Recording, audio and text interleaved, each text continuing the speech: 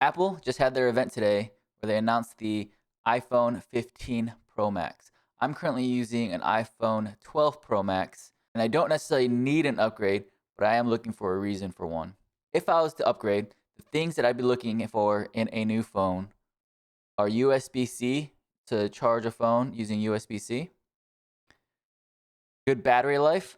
My phone currently has 82% left on its battery health.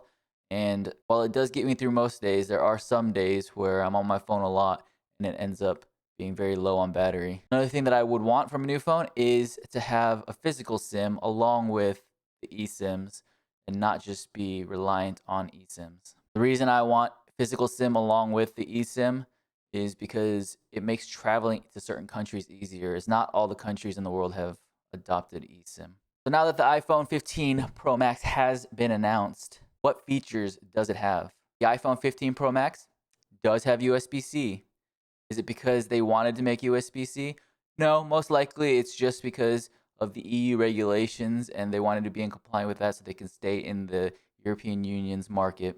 However, with USB-C, this means that I would no longer have to carry a lightning cable with me just for my phone, and I can carry around USB-C cables that'll be able to charge my iPad, my phone, and any other electronic devices that I have with me. The new iPhone 15 Pro also has a new action button instead of having the mute button. We wanted to make this even better. So with iPhone 15 Pro, we are reinventing the experience with a customizable action button. My phone is almost always in the silent mode. For me, having that action button could actually be useful. Action button, instead of having that toggle mute switch, could allow me to use that button for something else like opening up the camera or shortcuts integrated with the smart home. A bunch of different options. Right now, that toggle switch always stays in the mute position, and I never actually move it out of the mute position. The only time it moves out of the mute position is if I accidentally hit it.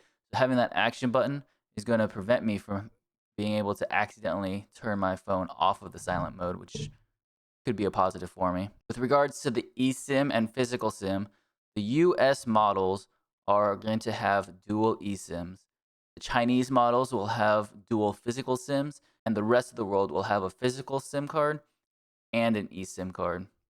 So that's one thing that I wanted in a phone that it's not going to have. Some more things that the new iPhone 15 Pro Max has is a new A17 Pro chip. So it's supposed to be faster, more power efficient. Another thing that they talked about in the announcement was having hardware ray tracing. They showed off a couple games that you can actually play on the phone. I don't really use my phone like that. My go-to game on my phone is Homescapes, which is just Candy Crush with extra steps. And while I suppose I could play actual games on my phone, I have the Switch, I have a laptop, I have many other devices that I can use to play video games as opposed to trying to use the touch controls on a phone for the Resident Evil remake that they advertised. The iPhone 15 Pro Max does have a new camera system. iPhone 15 Pro has our best camera system yet. Users will get even better photos and videos. 48 megapixel main camera, has 5-time optical zoom. Honestly, the camera system looks pretty nice, and since that is what I'm carrying most of the times as opposed to an actual camera, and it's also what I am using to try to film a lot of these YouTube videos, having a better camera could actually be very useful for me, and I wouldn't mind the upgrade over the 12 Pro Max that I have now. We are thrilled to introduce our astonishing new titanium design. They started off the announcement talking about the new titanium body that the phone's going to have. Honestly, it seems cool.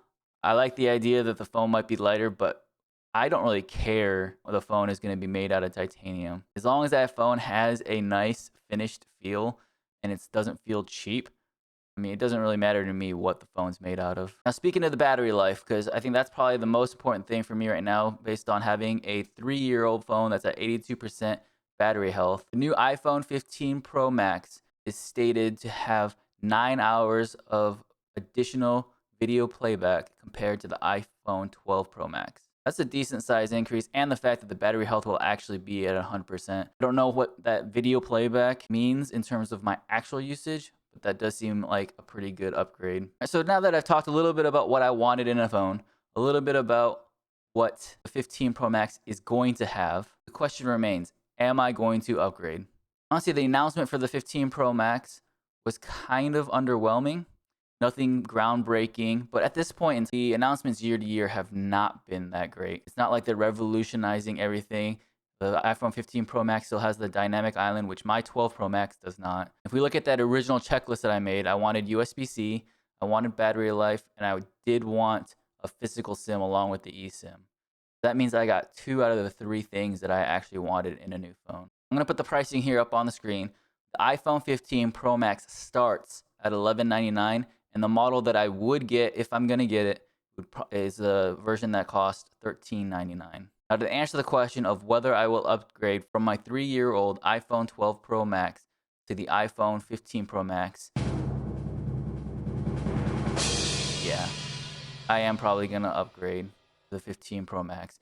The iPhone 15 Pro Max should last me another 3 or so years, and I want one before this phone is completely outdated so that I could still get some resale value out of it. And honestly, the USB-C thing is probably the biggest selling factor for me. Being able to carry less cables with me as I travel or go anywhere I go does sound appealing to me, and the fact that the battery life is supposed to be that much better. What do you guys think? Am I making a mistake trying to upgrade to the 15 Pro Max when I have a perfectly functional 12 Pro Max that's 3 years old? Let me know down in the comments below. Like and subscribe.